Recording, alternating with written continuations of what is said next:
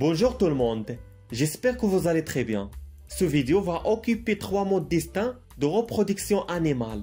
On va parler sur les vivipares, les ovipares et les ovovivipares et de voir quelques exemples d'espèces pour chaque mode de reproduction.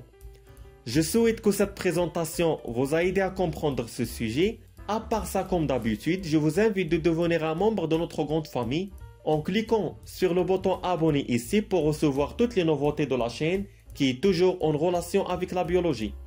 Tous les êtres vivants de la planète ont mis en place des stratégies pour but de se continuer et de conserver l'espèce. Parmi ces différentes stratégies, la reproduction prend une place primordiale. En science, les femelles des animaux ovipares pondent des œufs. L'embryon alors se développe à l'intérieur de l'œuf durant une période appelée l'incubation, jusqu'à la fin de son développement qui se traduit par l'éclosion.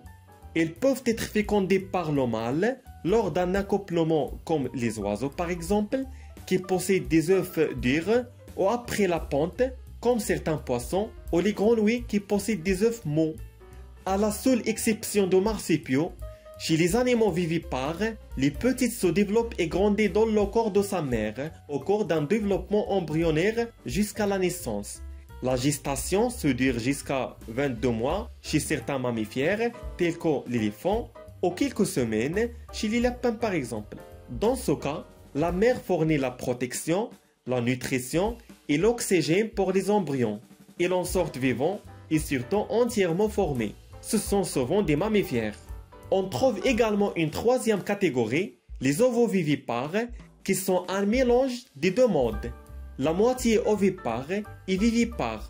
Après l'accouplement, la femelle produit des œufs, mais elle ne les pond pas. Elle les garde dans le ventre jusqu'à ce qu'ils s'ouvrent. Il n'y a aucune relation nutritionnelle entre la mère et l'embryon.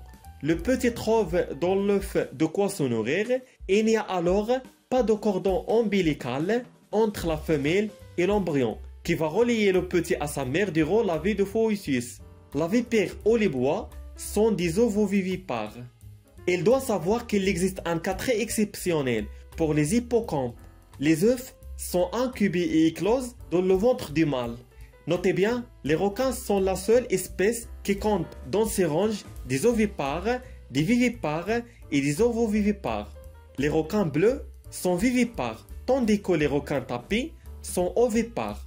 D'autre part, les requins tigres ou blancs sont ovovivipares. En conclusion, les animaux dont les petites se développent et grandissent dans le ventre de sa mère sont des vivipares.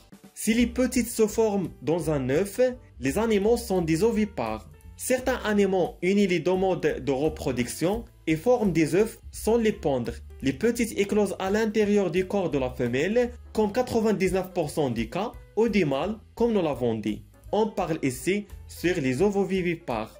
Si vous avez des questions, laissez-moi savoir. Merci et à très bientôt.